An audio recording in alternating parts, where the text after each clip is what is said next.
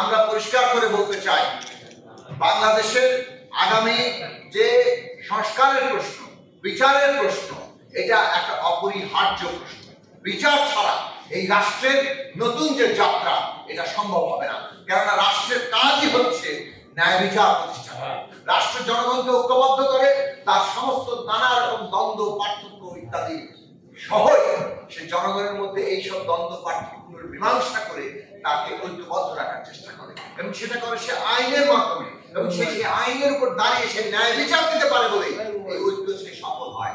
যখন সে ন্যায় বিচার দিতে ব্যর্থ হয়, তখন তার রাষ্ট্র নিজেই একটা নিপীড়নের প্রতিষ্ঠানে পরিণত হয়, যেমনটা শেখ হাসিনা করেছিলেন। তার পরিণতি কি হয়েছে আমরা সবাই দেখেছি। এই রাষ্ট্র ন্যায় বিচার দিয়ে বাংলাদেশে আগামী দিনে তার নতুন যাত্রাকে নিশ্চিত করবে, সেটা আমরা চাই। আমরা যেসব সংস্কারের প্রশ্ন আমরা তুলেছি, এই দেশে রাষ্ট্রের গণতান্ত্রিক রূপান্তর, সংস্কার, নতুন রাজনৈতিক বন্দোবস্ত, এই গণতন্ত্র মঞ্চের দলগুলো তুলেছে। এটা মনে রাখা দরকার, এটা ইতিহাস হিসাবে সত্য। এবং এই সংস্কার প্রশ্নে আমরা আমাদের সর্বাত্মক আন্তরিকতা নিয়ে করছি। আমরা মনে করি ক্ষমতার যে ভারসাম্য, শক্তির যে ভারসাম্য, তাতে আমাদের কনসেনসাস, সমঝোতা, ঐকমত্য হচ্ছে পদ্ধতি। এবং সেই পদ্ধতিতে এই অন্তর্বর্তী সরকার যে ঐকমত্য কমিশন করেছে, আলাপ আলোচনার মধ্যে দিয়ে আমরা যে জায়গায় পৌঁছেছি, এইটা এখন জনগণের কাছে যাবে। জনগণ রায় দেবেন, জনগণ যাকে বিজয়ী করবেন সেই অনুযায়ী বাংলাদেশের পরিচালনা হবে।